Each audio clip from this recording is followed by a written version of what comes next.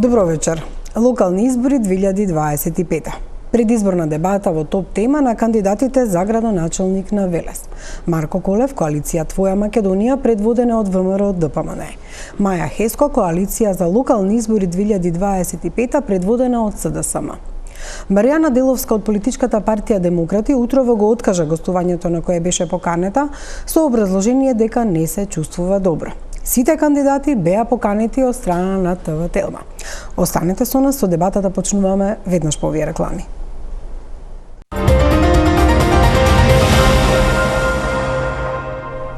Еве сме во студиото, како што веќе најавив, со мене се кандидатите за градоначелник на општина Велес. Добро вечер за Марко Колев од коалицијата предводена од ВМРО ДПМН и Маја Хеско од коалицијата предводена од СДСМ. Благодарам што се согласивте да бидете дел од оваа дебата. Правилата се дека имате 1 минута за одговори, по 1 минута и по 30 секунди за реплика и контрареплика, па да внимаваме на времето, иако во дебата човек може и да се подзаборави малку. Веднаш ќе стартувам со прашања и со тоа што мислам дека е едно од најгорливите прашања за велешани. Тоа е сообраќајот во Велес. Уште во 2019 година имаше план за тоа како треба да изгледа Велес, што се треба да се направи, дека ќе има електрични возила, дека ќе се направат еднонасочни улици, дека ќе има повеќе паркинзи. На помош дојдоа и колеги на тогашниот градоначелник од Љубљана, но до денеска тој план не е реализиран. Првото прашање е зошто и како граѓанин на Велес, но и што би направила за да Велес стане функционален град, затоа што голем дел од населението живее и во тесни улички, па и не може лесно да дојде до центарот на градот, односно не е можен градски сообраќај можеби како во другите градови. Повелете, Колев. Благодарам на прашањето. Значи, како што кажавте, Велес е специфично прекрасен град, заради тоа што имаме два дела на нашиот град, левата, десната страна, каде што имаме тесни улици. Да, но ние изминатиот период работиме интензивно на решавање на може да кажем овој горчив проблем на нашите сограѓани, со тоа што имаме неколку прецизни клучни проекти со рокови кои што ги презимаме да ги направиме, а се однесуваат на соработка помеѓу општина Велес и Јавното претпријатие за државни патишта. Мостот кај Башино село е веќе реконструиран, поточно долниот дел на мостот кај Башино село е реконструиран. Предвидуваме за кој што имаме подготвена документација, но секако и обезбедени финансиски средства за нов мост во близина на овој постоечкиот мост и секако обиколницата која што треба да се гради некаде почетокот на 2026 година, заради тоа што 2025 година ќе ја поминеме во делот на допроектирање на тоа што го имаме веќе замислено. Дополнително имаме уште многу улици кои што се предвидени во програмата, за кои што имаме обезбедено финансиски средства на последниот повик кој што го имаше владата на Република Македонија, со влезови на многу села, реконструкција на многу улици во селата, во градот и решавање на некој начин. Да, и ќе продолжиме токму и за мостовите и за обиколницата. Господја Маја Хеско, како вие би го реализирале тоа што е почнато можеби во 2019 година, потрошени и дадени беа од ЕО 750.000 евра за централното градско подрачје, до денеска велат велешани не е баш така реализирано? Ви благодарам најпрво на поканата. Искрено да бидам, Велес е специфичен град, како што и претходно кажа актуелниот градоначелник, и многу е тешко да се спроведат модерни сообраќајни решенија заради конфигурацијата на теренот. Една артерија имаме централна сообраќајна која што е преоптеретена. За среќа или несреќа, односно таму живеам баш во централното подрачје на градот и верувам дека нема возач, нема пешак кој што не реагира на хаосот, поготово во централното подрачје на градот. Точно е дека во 2019 година беше изработен план за одржлива урбана мобилност по примерот на Љубљана, каде што се дадоа повеќе приоритети. Приоритет е даден на пешаците, па на велосипедистите, па на јавниот градски превоз и на крај на возилата. Јас овој хаос би го решила само со продолжување на овој проект, затоа што нема друг начин да се реши сообраќајниот хаос во Велес. Ке имате можност да додадете, или 30 секунди може да ги искористите и за реплика или за дополнување. Јас само ќе кажам еден податок од анкетата што тогаш е направена. Анкетирани се 4500 граѓани на Велес. 53% рекле дека користат автомобил, 29% дека пешачат, а 7% користат јавен превоз, само 1% го користеле велосипедот. Па еве Колев, овие податоци доволно говорат можеби што треба да се превземе. Вака сега, значи... Имате 30 секунди. Да. Ќе зборувам за обиколницата. Нашите сограѓани кои што живеат во соседната општина Чашка, ако немаат потреба, нема потреба да влегуваат во Велес. Врз основа на тоа, може да користат обиколницата. Нашите сограѓани од Орицари, Превалец, Керамидна и Тунелот, доколку немаат потреба да влегуваат во градот, треба да патуваат за Скопје или некој друго место, со обиколницата нема потреба да влегуваат во градот и дополнително има 6 влезови излези за да може целата индустрија патешки, сите товарни возила тешки, на тој начин да ги извадиме од градот. Ја мислам дека на тој начин ќе се растерети сообраќајот во градот. Господја Хеско, која е вашата реплика или решение конкретно? Па реплика е дека првичното решение за одржлива урбана мобилност е изменето. Не е применето како што беше во планот. И друго, акцентот не е ставен на на оптимизацијата на јавниот градски превоз. Значи, оваа артерија централна навистина може да го интензивира јавниот градски превоз, со што граѓаните мораме да имаме и промена на навиките кај граѓаните за користење на моторните возила, повеќе да го користат јавниот градски превоз. Го спомна господинот Колев мостот кај Башино село, меѓутоа сето тоа беше најавувано години однапред и во 23-та година има еден мост кој што се реконструираше, потребен е и нов мост од населбата Речани. Обиколницата исто така е ветувана во претходните години, па не е реализирана. И имате ли можност и капацитет вие тоа да го направите со оглед на тоа што многу години ова е разговарано, знаеме дека тоа е решение, меѓутоа не е реализирано? Да, мене ме прашувате. Да, повелете со минута. Одлично сте констатирале. Точно е дека повеќе години наназад е најавуван мостот Речани, односно Речани Велес, кој што исто така би го растерете од централното градско подрачје, и јас ке се залагам со сета моја способност за менеджирање, алармирање и така натаму, донаторски куќи, финансиски други можности од Европска Унија, за да можеме да изградиме таков мост. Значи, не само мостот кај Башино село и обиколницата, точно е дека тие го растаретуваат централното градско подрачје, меѓутоа и мостов од Речани кон Велес, за да може да се растерети уште повеќе градското подрачје. Знам дека ќе речете дека за тоа требаат пари. Да, требаат многу пари.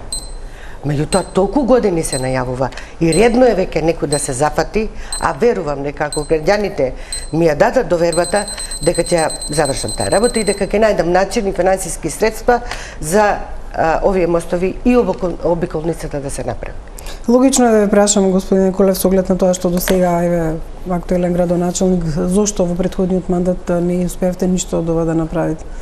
Зборам за обиколницата и за мостот, кај Башино село беше реконструиран затоа што имаше проблеми со столбовите заради водата. Меѓутоа не се направи нов мост од Речани за Велес, ниту пак ветената обиколница. Вака сега, јас мост ки Речани немам ветено. Во мојата предизборна програма пред 4 години немаше таква работа. Имаше во 23-та. Оно што го ветивме, тој го направивме, реконструкција на постоечкиот мост. Значи се вложија сериозни финансиски средства на почетокот на годината, со професори од градежниот факултет, со фирма изведувач, се заврши целосната реконструкција и стабилизација на мостот, кој што пак ќе кажам јас е секако временно решение. Му се продолжи само време трајањето, заради тоа што тој мост е изграден пред 50 години. Требало пред 15 години да се реконструира, 15 години сите ветува дека ќе се реконструира. Но еве, смогна сила и државата да го реконструира и веќе е пуштен во сообраќај. Она што сега го ветуваме и зашто имаме и проект, имаме обезбедено финансиски средства, е нов мост заради тоа што ова што е направено пати ни да е во еден временски период од 5 до 10 години пати ни направи нас проблем. а обиколницата не дека не е работено, значи јас тука поседувам идено решение на обиколницата и се работи проектна задача заради тоа што за оваа работа мора соработка со државата. А општината Велес во изминатата година има интензивна соработка со евото предпријатие за државни патишта, кој за жал претходно го немаше заради X други причини кои што не би сакал да навлегува. Господи Хеско, имате право на реплика да се согласите или да не се согласите или да опонирате против кандидатот. Колку ќе биде тоа опонирање, јас ќе ја кажам реалност. Значи, мостот точно е дека е реконструиран, меѓутоа не е доволно и потрошени се многу повеќе пари од тоа што е потребно. Дури и шминка не е ставена. Баш сега поминавме по тој мост, требаше да ви го сликам. Дури еден слој асфалт нема во горниот дел ставено. А цела влада беше на отварање на мостот и мислам дека повеќе пари се потрошија околу тој настран отколку во реконструкцијата на мостот. Господин Колев, барате ли контрареплика? Пака сега, значи, многу е лошо кога не ги слушаме стручњаците, не ги слушаме професорите на градежен факултет и деканот на градежен факултет и кажуваме дека е тоа шминка. Значи, не е шминка, тоа е целосна реконструкција, со тоа што деканот на градежен факултет изричито каже дека не е добро да се струга горниот дел на мостот, заради тоа што со самите вибрации може да направи оштетување. Значи, главната поента е дека мостот е стабилен, дека е целосно реконструиран и дека имаме извештај за таа работа, а дека горниот дел не е препорачливо да се чепка, заради тоа што со самите вибрации може да направиме дополнителен проблем кој што не ни потребен во моментот. Господја Хеско, делот, видовме колку малце од луѓето користат велосипеди, ама за да користат велосипеди потребни се и велосипедски патеки. Дали ги има во Велес или ако ги нема, дали би ги направиле, како ова би го решиле, затоа што навистина велешани, иако 53% користеле автомобил во тоа време, сега сигурно многу повеќе, можеби има некои алтернативни модели за решавање на сообраќајот од електрични мали возила до велосипеди. Да, во моментов Велес има велосипедска патека колку што е шеталиштето, да речеме, во центарот на градот, баш пред мојата улица, мојата зграда. Предвидени се патеки да се прават, меѓутоа до сега не ги видовме. А знаеме дека основна алтернатива, значи прва алтернатива, која што треба да ја употребиме за да можеме да го растретиме хаосот во сообраќајот и употребата на велосипедите и пред се електричните велосипеди. Мислам дека во еден проект и општина Велес доби околу 20 електрични велосипеди за да може да ги користат, да ги поттикнат велешани да ги користат. Тоа беше изгледа и за градење на велосипедска патека на езерото Младост, и тоа до ден денеска ние немаме безбедни велосипедски патеки. Да, господја Хеско спомена градење и во план беше на велосипедска патека дури до езерото Младост, која што сега не е направена. Каква можност нудите вие за велечани во однос на ова, со оглед на тоа што нема доволно велат тие велосипедски патеки?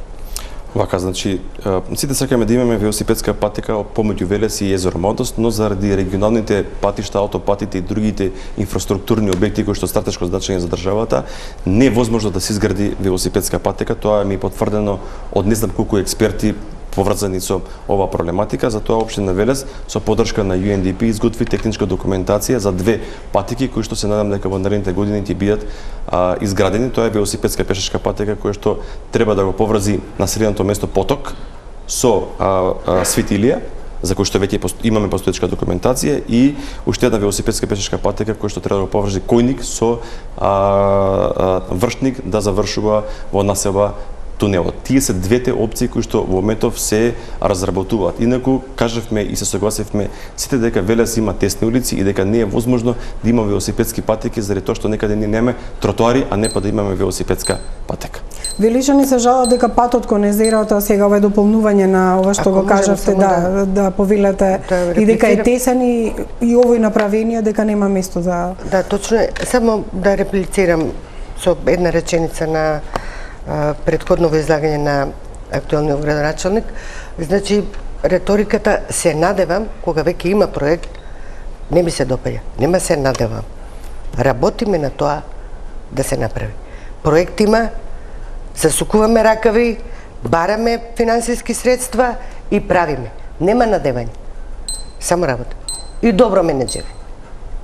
Имате право на контрареплика.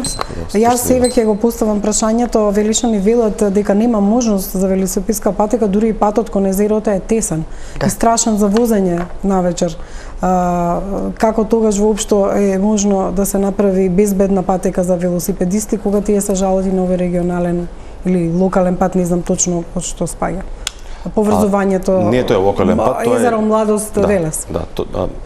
Гледате сега, значи тоа е регионален пат и го правеше државата, поточно јавното претпријатие за државни патишта со одлука соодветна на Министерство за транспорт и со одлука на влада. Мислам дека тоа е заем од некој финансиер. Го работеше претходната влада на СДСМ, е направен така како што е направен. Да, тесен е. Јас имам и докази каде што се обраќам писмено врз основа на реакција на граѓаните да може да се прошири. Одговорот беше дека проектот е одобрен, финансиите се затворени и нема можност за проширување. Така да тоа јас многу пати сум го кажал на дебати, не сакав да го злоупотребувам, не сакав да снимам ни пресконференции. Едноставно, патот е квалитетен, квалитетно е направен, но е тесен. И дополнително го правеше државата, а општината има побарана се прошири каде што има можност, а има на повеќе делови од тој пат можност да се прошири, но за жал не е направено. Повелете, господја Феско. Па, јас се сложувам дека патот, нели, како граѓанин, како корисник на тој пат, сите гледаме дека е многу тесен. И овде, тука поставување на велосипедски патеки навистина не се можни. Меѓутоа, повторно ќе кажам, значи, ако Велешани бараат тој пат да се прошири, мора да се најде начин. Мора да се најде начин. За мене нема одговор не. Не постои одговор не и не можам. Значи, мора да се најде начин со инсистирање кај државата во предпријатието за јавни патишта, за да условите се подобрат и патот да се прошири. Да реченици, може само? Повелете. Значи, од страната на општината е побарано проширување кога се градеше. Да, се сложувам. Да. Сте побарали. Али верувајте дека во никој момент ние не додовме на сухи разбирања од страна на раководството на јавното предпријатие. Значи, ние пред година и пол се градеше патот, не се градеше пред 10 години. Сме барале, сме инсистирале, сме молеле, но немаше сух. Велес се прошири кон полуиндустриската зона, кон, морам вака некако локацијски да речам, хотелот Гарденија. Од друга страна се изгради нова населба кај езерото. Каков е вашиот план за ширење на Велес, затоа што вака како што стојат работите, веројатно се бараат можеби атрактивни локации, а тоа бе изградбата на езерото. И во која насока би оделе во планскиот то ширење на Велес, иако пак ќе кажам специфичен град со тесни улици во време кога немало сообраќај. Како вие урбанистички би го решиле градот? Видете, точно е дека Велес се шири во горниот дел према населбата Превалец и ова населба урбана Речани, која што е планирана уште пред 30 години. Да. Значи, таа не е дива населба. Околу тоа што се гради во моментов околу езерото, не можам да ви кажам кој го дозволил тоа, дали е легално и така натаму, затоа што општина Велес многу одамна нема донесено генерален урбанистички план, значи првото финансирање треба да биде во тоа, и детален урбанистички план и за градското подрачје и за приградските населби.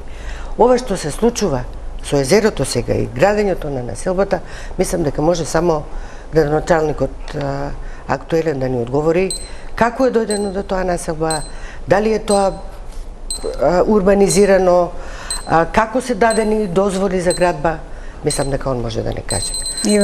Ефектот од тоа како делува населбата врз езерото, состојбата на езерото, го гледаме сите овие последни делови. И за тоа ќе разговараме, меѓутоа еве населбата кај езерото урбанистички во однос на инфраструктура, канализација и сето оно што е потребно за една таква населба? Добро, две теми ќе опфатам. Значи, првата работа е во делот на урбанизацијата на езерото Младост. Значи, има таму два детални урбанички планови донесено. Тоа е во 2008 година и во 2015 година. Од 2015 година нема ниту иницијатива, ниту општината покренала некаква постапка за дополнително урбанизирање. Ова се што гледаме ние што е изградено е продадено во временскиот период 2008, 2009, 2010, 2015, 2016, 2017. Да, се градеше после 2015 интензивно. И јас ниту сега, ниту во доколку добиам довербата од граѓаните, не планирам дополнителна урбанизација на езеро Младост. Тоа сум го кажал многу пати и на седница на Совет, еве сега и јавно го кажувам. А во делот на ширењето на нашиот град, ние сме во завршна фаза на носење детален урбанички план над населба Керамидна, каде што има доста површина која што треба да се урбанизира. Таму пред се однесува на индивидуално домување, за да можат нашите сограѓани легално да си градат и да се развива тој дел на нашиот град. Но секако и тука е Киручук и секако оние делови кои што се над пругата, заради тоа што таму и природно да се развива нашиот град. Имате ли забелешки на ова? Да, имам забелешка. Спомнавте 2005-2008 дека се гради на езерото. Пардон, 2015 се извинувам.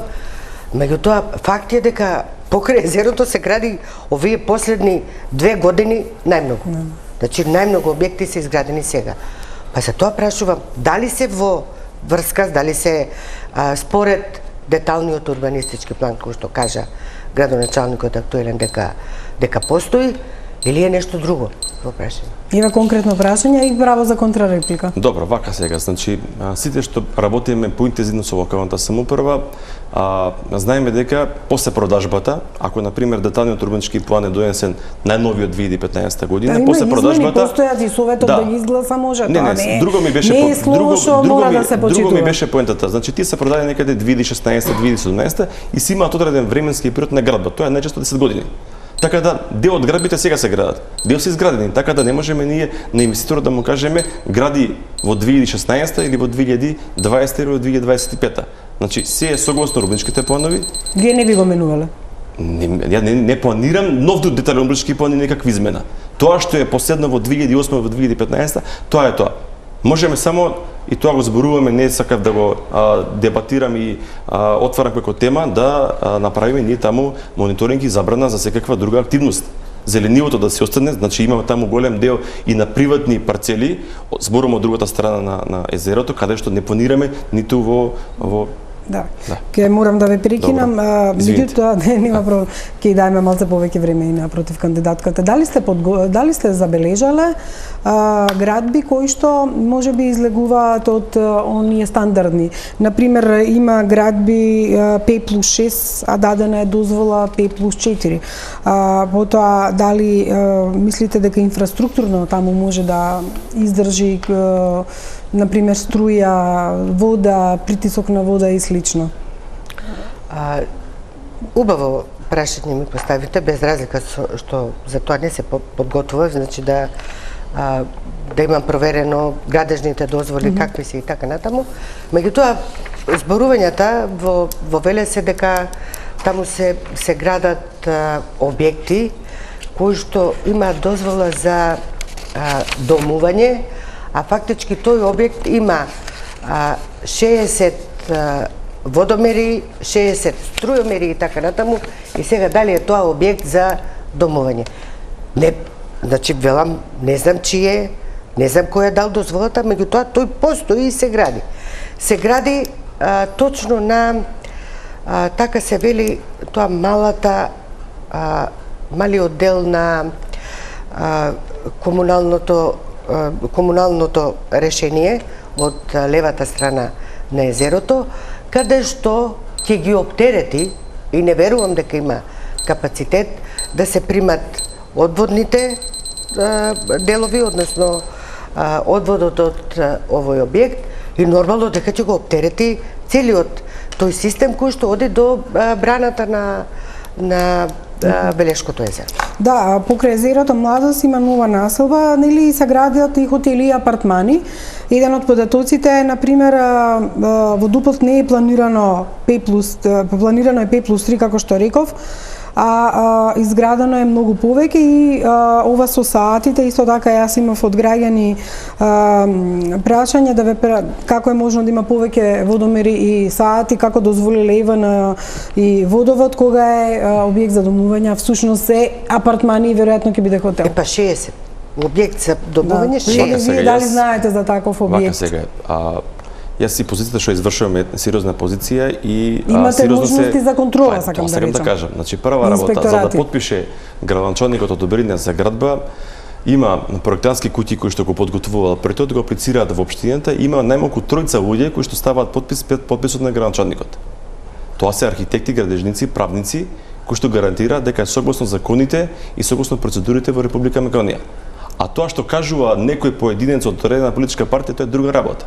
Втора работа, друга работа, јас за да се осигурам, редовно на 6 месеци праќам градежни инспектори кои што ги имаме за среќа двајца во општина Велес, кои што прават контроли и ми даваат извештај. И градежните инспектори го потврдуваат тоа што сме го издали како одобрение. И дополнително на крајот има уште една институција, а тоа е Катастар на Република Македонија, каде што ако не е согласно проектот не може да го Сакате да кажете не сте приметиле дивоградби или градба над јас ви гарантирам дека согласно постоечките детални планови кои што се од 2008 и 2015 година и врз основа на сите извештаи што ги доставуваат до мене, а тоа се многу институции, многу луѓе, е се согласно тоа што треба да биде. Имате ли реплика на ова? Да, секако дека имам реплика. Може би вашите, односно нашите во Велес, градежни инспектори и така натаму провериле таму. Меѓутоа, немојте да го спомнувате ова некој поединец од политичка партија, ја не сум поединец. Јас сум граѓанин во Велес, да, и тоа не го зборува еден. Тоа луѓето кои што постојано се покрај езерото, кои што ги користат веќе угостителските објекти што се направени таму, тие го коментираат тоа. Да, а инаку тие градежни, само градежни инспектори се 35 години, 40 години работен стаж во општина Велес. Така да станеме јасно за какви луѓе станува збор со долгогодишно искуство, не е тоа некој вчера. Најдобро е со камера на терен па да видиме што се случува. И сега во однос на езерото. И ова лето имаше извештаи дека езерото е полно со алги, дека не е функционално на тој начин, дека биодиверзитетот е изменет и дека езерото практично нема да може да се користи за рекреација, за пливање веќе и да не зборам, или за уживање. Што превземавте вие или што би превземале за тоа прашање се реши, затоа што тоа е една вистина богатство, а во јуни и во јули беше полно со алги. Тука ќе го загатнеме и хидромелоративниот систем Лисиче, кој треба да обезбеди чиста вода и слично. Повелете, господине Марко. Вие сте. Јас? Да. Добро, вака сега. Значи, тоа е една од најголемите проблеми кои што се случуваат последниве 2 години, кое што можам да кажеме последица на негрижата на езерото младост во изминативе 30 години, може и 40 години. Има неколку работи кои што се презимаат сега во моментов и ќе се преземат дополнително. Не требаше одреден временски период да се подготвиме заради тоа што не едноставно тоа што во моментов го презимаме.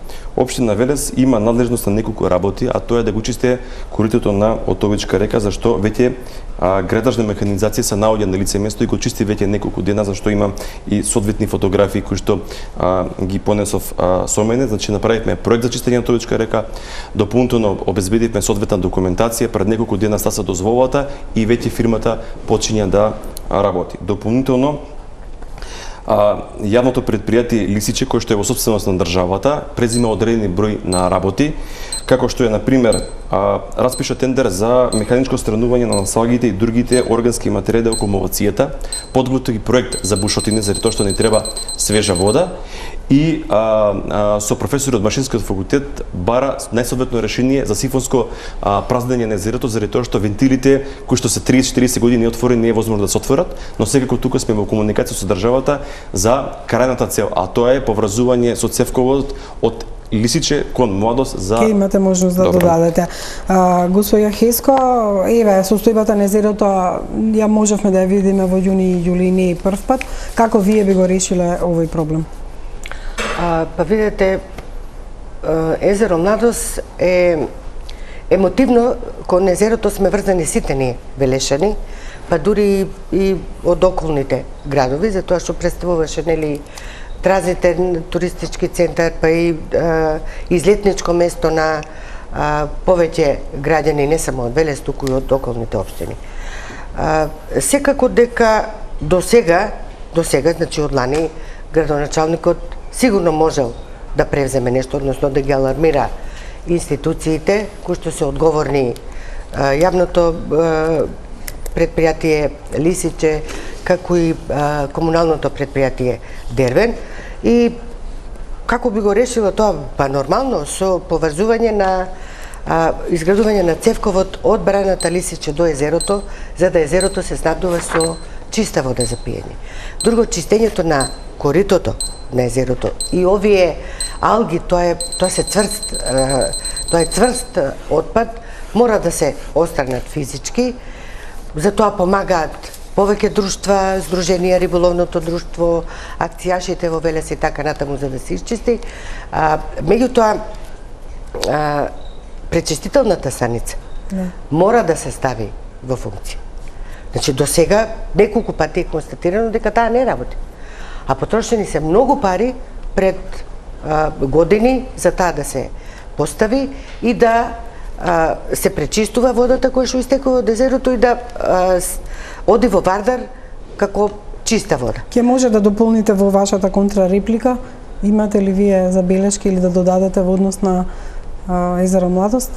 30 секунди имате. Значи, јас нема да користам контрареплика, туку само ќе се надополнам. Значи, нас не требаше временски период да се подготвиме, заради тоа што не е ова да бетонираме или асфалтираме некоја улица, тоа е сериозна работа, заради тоа што тука има сериозни луѓе кои што се вклучени во таа работа. Јас би се заблагодарил и на вице-премиерот Липчо Димовски, кој што интензивно комуницира со општина Велес и редовно реферира за состојбата на езерото Младост и предвидени се одредени финансиски средства за да се продолжи фактички цевководот, заради тоа што кога ВМРО ДПМН беше пред не знам 10 години на власт, цевководот почна да се прави, но беше запран. Сега тоа што претходно беше стопирано сега мора да се направи, заради тоа што тоа е единствениот спас. На езерото Младост му треба кислород, и му треба вода за пиење.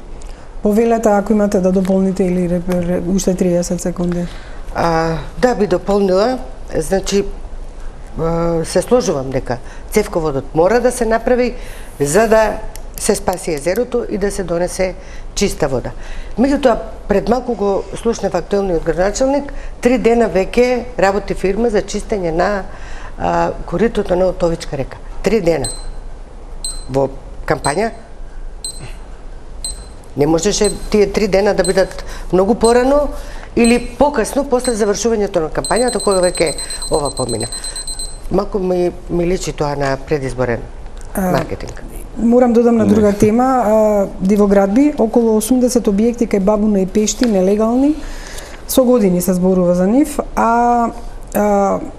на времето мислам дека овој регион беше прогласен за карактеристичен пейсаж. Ако проверите ако проверите на Пазар 3, можете со вас ќе почнем господја Хеско да најдете и продажба на овие објекти. Како е тоа можно и како до сега не се нашол никој еди рама за да ги сруши? Да, веројатно одеме во делот веќе на дивоградбите, нели во Велес. Многу е неблагодарно. Јас да зборувам за тоа, затоа што не располагаме со бројка. Не знам, еве градоначалникот нека актуелен нека каже, дали има конкретно бројка, дали во општината располагаат со квантитативен материјал, колку дивоградби има во Велес. Дел од нив се и овие на реката Бабуна. Значи, решавањето на тој проблем на вистина сега е неблагодарно да зборуваме, додека не се направи една студија, додека не се повикаат експерти да ни понудат да го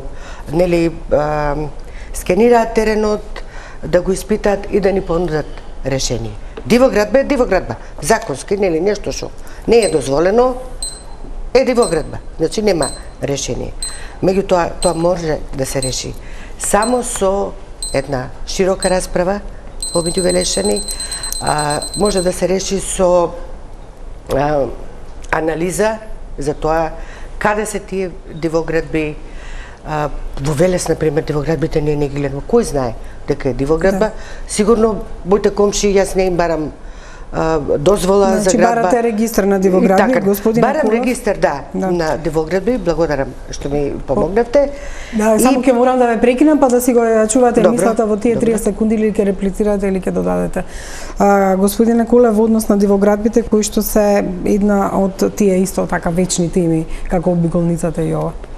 Добро, вака сега, значи општина Велес и пред да додам, јас имаше регистар на дивоградби, но ете на некој начин и советот на општина Велес врз основа на една дебата на некој начин ме задолжи мене да направам уште еден регистар посебно за Бабуна, таму се има констатирано точен број на дивоградби зашто постои на записник, а на територија на општина Велес не знам точно колку дивоградби има, заради тоа што верувајте, јас кога дојдов на позиција градоначалник на општина Велес, имаше 2000 предмети кои што стоја не сработени, а се однесува на закон за легализација.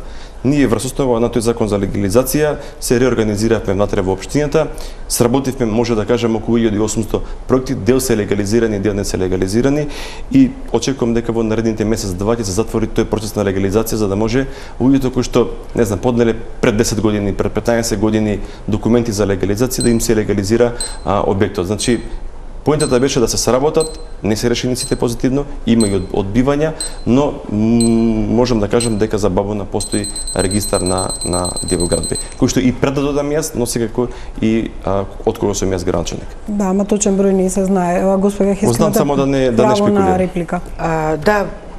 Сега не би било во ред да одговорам со прашање, ако веќе има регистар на дивоградби и се знае колку дивоградби се во Бабуна, зошто тогаш општината нема ништо преземено? Зошто градоначалникот не превзема мерки, не менеджира да тој проблем таму се реши? Мислам дека широката дебата би дала подобри решенија, нормално со насоки од експерти, затоа што дивоградбите не знаеме точно сите каде се, меѓутоа може некоја од дивоградбите загрозува некое витално подрачје во Велес, оптеретува тротоар, улица, паркинг, река, во случај со Бабуна и така натаму, така да тоа не е така едноставно и мора во широка дебата да се излезе. Господин Кулев, имате право на контрареплика, ајде 40 секунди оти малце пробивме. Не би го користил. Не би сакале да... Па не знам што би реплицирам. Добро. Дебата правиме цело време така. Како сакате, јас вака правилата се такви. Ги почитуваме. Да. Она што исто така може да го загрези регионот околу Велес е брзата пруга кон Гевгелија. Каде и како би поминала низ Велес е прашањето. Ако оде паралелно, например, со постојната пруга покрај Вардар од Скопје кон Велес, може да го загрази проектот Вардарска долина. Меѓутоа и теренот е таков да може и да не обезбедува можности за градење пруга. Има и радиус на кривини кои што се мали, не може да се развие таа брзина.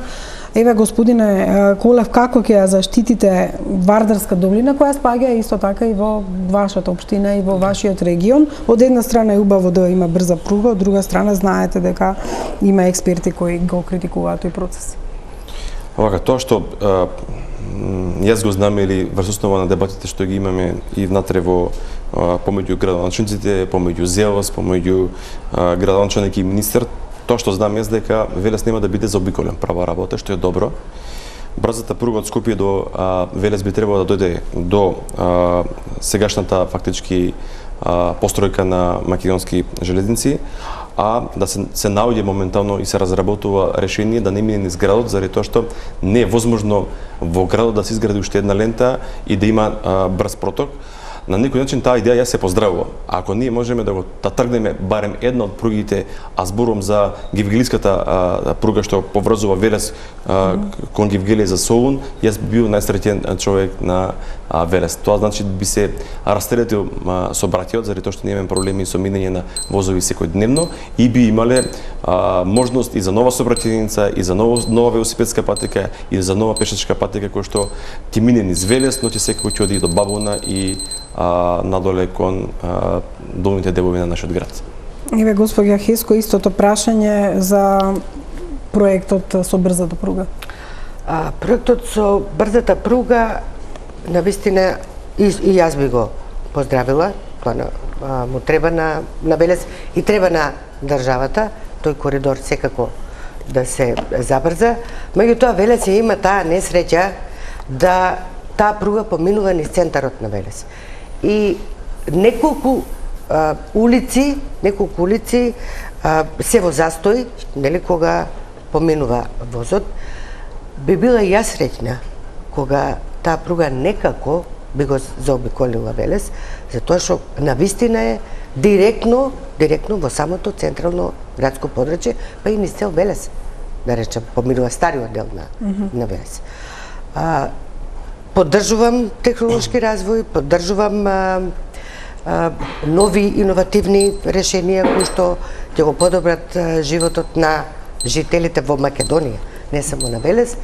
Меѓутоа, за Велес тоа ќе биде навистина еден хендикеп ако тука поминува пругата. Имате ли дополнување можеби за ова прашање или некакви, иако се согласувате генерално дека треба да се направи за да можам да отидам на друго брзата пруга и се молиме ние, не само ние, сите велешани, барем еден дел од на пругата, пошто и тука мине и Кочанската пруга, тука одиме и кон Битолската пруга, значи имаме неколку пруги кои што минат низ Велес, една да се тргне, а мислам дека ова е најпроблематична, кој што мине низ центарот на градот, ни прави проблеми и во минењето на двата моста, на населбата Дворови, така да ни прави сериозен проблем. Господја Хеско, добро е се согласувате за прашање. Советот исто така ако е согласен, би можело да се реализира со ваша заедничка упорност. Никој од нас, да се разбереме, не го кочи развојот. Не можеме да кочиме развојот и добрите решенија. Меѓутоа, за Велес навистина е специфика. Добро ќе биде ако се најде начин пругата да го заобиколи Велес. Верувате, централно градско подрачје, целото централно градско подрачје ќе биде блокирано таа пруга. Малце пауза за реклами и се враќаме со други прашања, малце потешки околу средствата на градот, инвестициите и понатамошниот развој, но за тоа по рекламите. Останете со нас.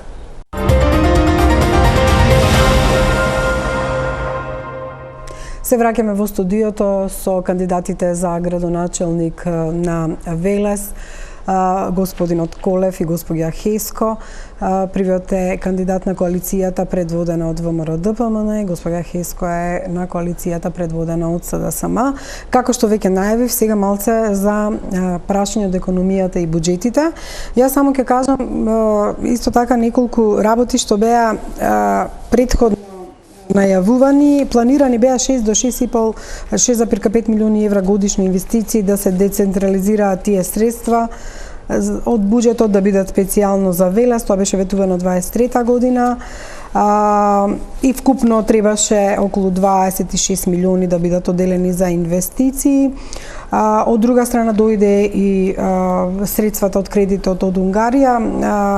Господја Хеско, сметате ли дека Велес е доволно инвестирано во него и на што се трошат или на што би ги потрошиле вие парите од унгарскиот кредит? Дали е доволно инвестирано во Велес? Не. Никој не би се сложил дека е доволно. Гледам дека инвестиција, мислам, од унгарскиот кредит е гаражата која што во центарот се гради, катната гаража, која што дополнително го оптеретува централното градско подрачје. Инвестиции во Велес треба повеќе. Пред се во инфраструктура, значи реконструкција на улиците, главните улици, реконструкција на тесните улички во градот, не реконструкција сега пред избори, него претходно, од кога веќе тој кредит е добиен и доделен, инвестиција во урбанистички решенија, затоа што тука многу малку е инвестирано, и во донесување на детални урбанистички планови, како и генералниот урбанистички план, претходно што го кажав. Имате можност да се дополните, господине Колев. Распределбата на средствата во најголем дел истото прашање се за реконструкција на локални патишта, како што кажа господја Хеско, Тувица, Сојаклари, Кумарино, Дурутовец, Чолошево, не знам дали ги погоди. Улици, меѓутоа, зошто не се потрошија можеби на капитални објекти, се надоврзувам на зборувањето на господја Хеско, туку на градење на подземна гаража и овие улици. Па ја мислам дека и подземната гаража е еден од најголемите капитални проекти што му се случува на општина Велес во последните 20 години. Но верувајте дека општина Велес максимално ги искористи финансиските средства што беа на располагање не само на општина Велес, туку на сите општини. Во првиот повик обезбеди финансиски средства за подземната катна гаража, а во вториот проект, поточно во вториот повик обезбеди финансиски средства за довршување на гаражата, но секако и за поштад во централното градско подрачје, заради тоа што Велес нема поштад. Инаку, од Тувица Сојаклари ќе добие нов пат, Челошево Друтовец после молење од 30 години ќе добие нов пат, влезовите на Башино село, Иванковци, Мамучево и Карасвари ќе добијат нов пат, ќе се работи на 5 до 6 улици во нашиот град со овие финансиски средства. Дополнително ќе се реконструира целосно противпожарниот дом, спортската сала Гимиџи кој што 30 години не е чепната и фасадата на Средното општинско училиште Димитрije Чубовски. Тие се проектите за што имаме обезбедено финансиски средства, склучен договор и сме во постапка за избор на фирма. Претпоставам дека после изборите почнат и градежните работи, не би сакал во време на избори да ги почнеме овие проекти. Господи Хеско, имате ли забелешки со оглед на тоа што кај вас е клучно да се дадат парите за капитални проекти? Да, клучно е за мене парите за капитални објекти да се дадат. Паркинг места во Велес требаат, насушно се потреби заради навиките кои што велешани многу тешко ги менуваат. Меѓутоа не мораше таа катна гаража да се гради во центарот на Велес, во подрачје кое што треба да се растерети. Можеше катната гаража со обезбедените подземна всушност, не знам какви се капацитетите. Со обезбедените средства да се гради на левата страна од реката Вардар, каде што има безбеден простор, има одличен простор, не мораше да биде подземна и каде што граѓаните ќе можеа, кои што доаѓаат со возила, да ја искористат гаражата и со едно мовче од последниот кат на гаражата да доаѓаат до мостот во центарот на Велес, каде што можат да се завршат работа. Немаше да се трпат овие сообраќајни шокови сега во Велес, ова гужва на паркинзи, паркирани возила по сите улички околу центарот. Не можеме врата да отвориме. Повелете со контрареплика? Добро, вака сега треба да се договориме дали сме за урбана мобилност или не сме за урбана мобилност. Ако сме за урбана мобилност, во тој стратешки документ постои подземна катна гаража, инфраструктурно уредување на централното градско подрачје и поштад. Значи, тоа е оттаму извадено, таа прва работа. А втора работа, мислам дека овие проекти значително ќе подобрат во подобрувањето на инфраструктурата. А што се однесува на катната гаража во близина на автобуската станица, и јас верувајте кога го објавив идејното решение, после 2 недели одредени луѓе од Уставен суд го бутнаа деталниот урбански план кој што беше донесен пред неколку години за тој дел на градот. Со единствена цел да не се изграде катната гаража која што ја објавив јас, за кој што имам идејно решение, каде што требаше да го реши проблемот на отприлика 150 до 200 возила во тој дел на градот. Се служуваат и двајцата дека нема гаражи доволно и дека нема каде се паркира. Да, одиме на прашањето за дивите депонии, кое што за жал е многу актуелно во последно време, заради тоа што гледаме што се случува со еколошкиве катастрофи, палењето на тие депонии. Еве и во околу Вардар ги има, на брегот на Вардар ги има, под железниот мост ги има и слично. Господине Марко, како да се реши сето ова со оглед на тоа што многу тешко оди и со регионалните депонии и решавање на проблемот? Добро, значи ние во соработка со јавното комунално претпријатие навистина интензивно работиме во делот на подобрување на хигиената и чистење на депониите, зашто имаме соодветни програми кои што општината ги плаќа на јавното комунално претпријатие. Спомнавте 2. Тоа е во близина на Железен мост, кој што не знам колку пати се чисти, но совеста на нашите сограѓани таква да, иако има и контейнери, се фрла и ни представува проблем.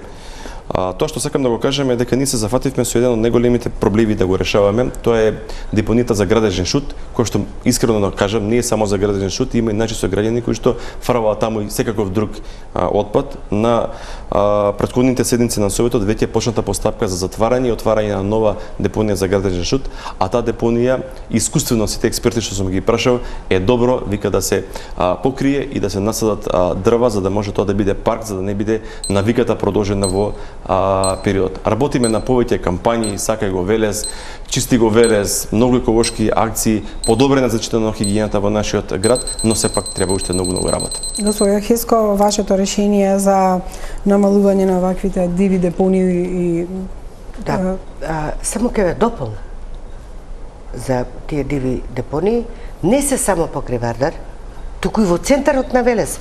Може веднаш од телефонот да ви покажам слика од пред мојата зграда, да видите депонија во среде град, во централно градско подрачје. Нема контейнер, немаме дури ни канти обични за отпад, а да не зборувам за чистење, за тоа што тој дел е јавна површина, само да видите на што изгледа, на што личи. Во самиот центар на градот, кај што се гради гаражава подземна, на 20 метра. Значи, тие диви депонии ги има во Велес и воопшто не сум задоволна и не се сложувам со преземените решенија. Значи, се што е преземено е недоволно. Современото третирање на цврстиот комунален отпад бара селекција на отпадот. Беше почнато од претходната гарнитура нели во општина, беше почнато со контейнери подземни и со канти за селектирање на отпад, за пластика, стакло и тврд комунален отпад од домакинствата. Меѓутоа, сега веќе нема такво селектирање на отпадот, така не се прибира отпадот. Имаме сега само овој комунален отпад од домакинствата, кој што го собира Дервен и некое тракторче ни пуштаат за, барем по улиците, да се за собирање на картоните. Имате, еве, сигурно реплика. Јас би сакал да ги поздравам колегите од јавното комунално претпријатие Дервен, кои што навистина се трудат да го одржат градот во добра кондиција. Не можам да се сложам и не е така дека не се поставуваат подземни контейнери. Само на улицата Лазо Смаков има поставено 4 или 5. Во централното градско подрачје има поставено 4 или 5. Колку што можеме поставуваме. А во Велес може да видите сега пластични контейнери. Претходно беа оние металните. Претходно немаше канта. А сега има стотици канти кои што општина Велес или ги купува или ги добива од општествено одговорни компании или од Министерството за животна средина. Така да, па ќе кажам јас, се работи, треба да се поработи уште дополнително на свеста на нашите сограѓани и некој Велес и е чист, и е зелен, и е прекрасен град. Повелете со контрареплика, сигурно сум дека да. Контейнери подземни има поставено, меѓутоа колку се доволни, тоа го кажува изгледот на Велес. Тоа е едно. Друго би го прашала градоначалникот актуелен. Дали во општина Велес, познавајќи го нели законот за локална самоуправа и така натаму, постои инспектор за екологија, еколошкиот инспектор? Нема. Колку комунални редари имаме? Многу малку, невидливи, не ги гледаме. Отпадов кој што се собира во жолтите канти, зелените канти и така натаму, се става во едно, во камионите на Дервен. Значи, селекција не се прави. Што сме направили? Сега одговорете со оглед на тоа што ви поставија прашање, ќе дозволам 30 секунди, па и вие ако имате контра. Општина Велес, како една од најголемите општини во Република Македонија, има добро екипирана служба, поточно инспекцијска служба, каде што има голем број на наши колеги кои што работат на одредена проблематика. Затоа што праша дали имате комунален, значи ние распишуваме, инспектор комунален дали. Значи вака сега, со секој инспектор, не само за бидејќи минутажата е дадена за секундажата за одговор на прашање. Вака сега, значи јас па ќе кажам, ќе одговорам. Имаме градежни двајца инспектори. Имаме за финансии инспектор, имаме комунален инспектор, и имаме двајца комунални редари. Согласно можностите и потребите на општината ги имаме задоволено овие сектори. И вие изреагиравте, двајца комунални редари, инспектор за екологија нема веќе неколку години, втора година или трета, и двајца комунални редари да ја средат состојбава во Велес. А инспектори? Добро, драго ми е што вака успевате да дебатирате. Едно од прашањата се однесува на иселувањето. Само, ако може да додадам, подитно и мој приоритет е да се инвестира во застарениот возен парк на Дервен. Значи, тие возила се многу стари, многу големи и не се така подвижни за да можат, не одговараат на улиците и конфигурацијата на теренот во Велес. Значи, подитно треба возниот пат на Дервен да се подобри и да се инвестира во тоа. Вака, следното прашање е во однос на иселувањето на младите, ама не само на младите, туку и на старите. Велес е град кој што нема некоја силна индустрија, економијата не можеме никаде да се пофалиме, можеби дека е најдобра, меѓутоа еве како би го спречили иселувањето и знаеме пошто се познати велешани по тоа што има и музеи за тоа како е представен Велес кога креирале лажни вести во разни кампањи. Со тоа верувам дека не можете да ги задржите. Меѓутоа еве како градоначалник би создале услови за микробизниси, за мали бизниси или која е вашата идеја за задржување на младите да не биде пуст град еден ден? Да. Најголемата чума сега во Македонија воопшто, не само во општина Велес, е иселувањето на младите, па и повозрастни веќе членови. Анализата на тоа зошто младите се иселуваат, не се иселуваат само заради немањето начин да се запослат, заради безидејноста на општинските власти, на општо на состојбата во државата, заради неправедниот поредок кој што они го кажуваат, се чувствуваат онеправдани, не владее правото, владее непотизмот, партиските вработувања и така натаму. Сега ќе ми речете и вие, доаѓате од партија, да, меѓутоа градоначалникот е градоначалник на сите граѓани, не само на партијата која што го поддржава, затоа си земам за право така да зборувам. Младите не можеме да ги сопреме да бараат подобар живот. Затоа треба да направиме услови за да можат да останат и да се залагаат за развој на својата општина и својата иднина да ја гледаат во Велес. Морам подисциплинирана да бидам, ки спадна ви давам повеќе секундажи. Ќе додадам после. Повелете, господине Колев, како да ги задржите луѓето да останат во Велес? Вака сега, ние не можеме да ги задржиме да останат во Велес или во Македонија, туку само можеме да се потрудиме да го намалиме бројот на луѓе кои што се селуваат, но дополнително да им создадете услови, така е, но дополнително има и обртен процес каде што веќе и се враќаат наши луѓе кои што живееле неколку години и по Германија посебно, но и во други делови на светот. Такви примери имам јас и во општината, но имаме и по градинката и во основните и средните училишта каде што наши луѓе почињаат да се вратат заради тоа што и во Германија не е така како што беше многу години претходно. Јас како би ја гледал на оваа тема, значи со подобрувањето на инфраструктурата, зборувам и подземната и надземната, со решавањето на проблемите со депониите, изграда на регионална депонија, прешителна станица во Велес, хигиената и хортикултурното уредување. Ние направивме многу спортски терени и дополнително треба и да правиме. Дополнително вложуваме многу во културата. Кога ќе имаат луѓето содржина и кога нема да бидат оптеретени со дневна политика, јас мислам дека се повеќе и повеќе ќе остануваат и во Велес и во Република Македонија. Господин Хиско, можете да се дополните или реплицирате? И самата реков дека младите не можеме да ги задржиме насила да останат тука, треба да создадеме услови. Услови се создаваат само со инвестиции. Донесување на инвестиции, со подобрување на инфраструктурата, да, до индустријските зони, каде што младите би нашле работа, добро платени работни места, каде што ќе можат, нели, да имаат достоинствен живот за задоволување на своите потреби. Дополнително на тоа, Велес има можности.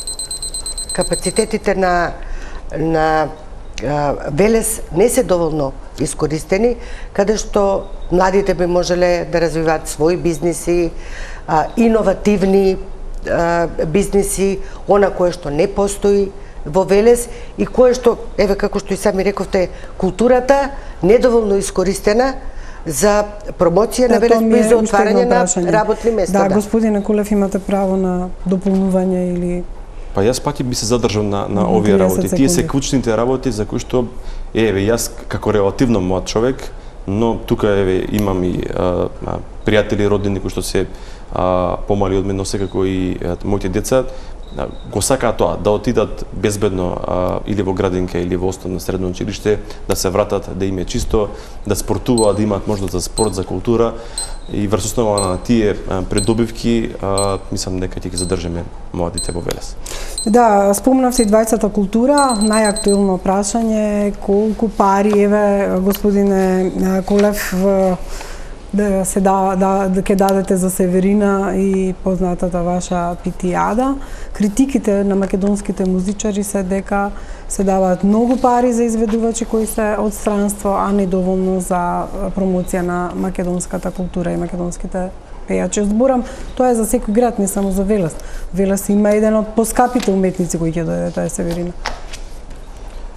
Добро, вака сега јас би сакал пошироко да ја разработам оваа тема. Имате една минута, широко или кратко? Па добро, еве, значи ние како општина Велес значително вложуваме големи финансиски средства за културата и затоа имаме голем број на настани што се случуваат во текот на годината, почнувајќи од Божични концерт, чествување на Свети Трифун, театарски фестивал Петре, мотособи, рацинови стрелби, детски рацинови стрелби, вардарска регата, интернационален фолклорен фестивал, Велешко лето, кино на отворено, чествување на Свети Пантелеймон. Ама сите тие не се толку пари колку што е Северина. Вака, добро, сега ако сакате да зборуваме еве за Питијата, јас сум долги години вклучен во организацијата на Питијата, можам да кажем од 2009 година кога почитуваниот Горан Петров беше градоначалник. Питијата ја гледам во изметиве 4 години како од кога сум јас градоначалник. Во првите 2 години 100% од изведувачите беа македонци. Поточно сите беа од Република Македонија, тука беа сите познати вклучувајќи ја и меморија. Во последните 2 години од 15 изведувачи само 2 се надворот од Македонија.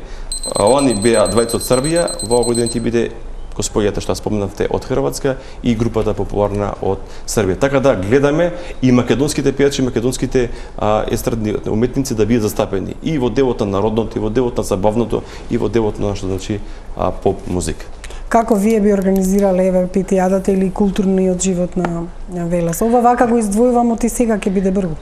Да, тука сум многу емотивна кога станува збор за Велес и неговото културно значење, град на првото училиште во Македонија, првата гимназија, првата библиотека, првото музичко училиште, првото хемиско-технолошко училиште во Македонија, кое што е расадник на кадри за индустријата во поранешниот период, кога Велес беше индустријски град и кога во Македонија навистина индустријата цветаше. Меѓутоа, не се доволно искористени. Културните споменици, културното наследство не е доволно презентирано во Велес. Имаме само колку спомен куќи. Знаете дека не се отворени. Колку посети има? Видете во музеот ќе ви дадат аналитика. Значи не се доволно презентирани за да можеме да ги користиме, па и тоа е средства, и тоа се дополнителни средства во буџетот на градот. Понатаму за жал Питијадата да, значи јас не можам, ајде уште по 30 секунди бидејќи ќе го пробиеме повелете. Добро, јас сега ќе продолжам таму кај што заправ заради тоа што ме прекинавте. Со право заради тоа што и времето нели е кратко. Да, готово завршуваме. Значи го поддржуваме исто така и фестивалот на античка драма Стоби. Пред неколку дена заврши прекрасен фестивал на джез ворти современа музика. Ја спомнавте Питијата, детски рацинови среди. Велес изминативе 2 години го слави и фестивалот Винтерфест кој што се случува неколку дена пред Нова година, каде што градот е прекрасно украсен, каде што сме вложиле многу и енергија и труд за да луѓето ги сплотиме и забавуваме. Она што сакам да го кажам како последна реченица, вложените пари во културата се враќаат многократно и граѓаните ги сплотуваат, а тоа е единствена цел. Повелете многу кратко, 30 секунди. Да, значи питијадата е традиција веќе во Велес, и ако започна од невладиниот сектор, општината ја превзеде. Точно е дека питијадата значи зачувување на дел од традицијата на Велес. Ама да ја поддржиме со традиционална македонска музика, доста е веќе со шунт и турбофолк, иако младите не ги разбираат овие два термина, како социолог тоа ви го гарантирам, до пред некој месец работев со млади. Понатаму не би рекла дека се поддржува античката драма Стоби, затоа што не се одржува во амбиентот кој што за неа е. Тука ќе завршиме, ви благодарам и на двајцата. Верувам дека Велишани имаат уште многу прашања. Јас се обидов најбитните да ги поставам. Верувам и дека за време на кампањата вие директно можете да им се обратите и да ги прашите се што ве интересира. Ви благодарам што бевте со нас во топ тема. Благодарам. Почитувани гледајци, имајте пријатна вечер и останете на програмата на Телма.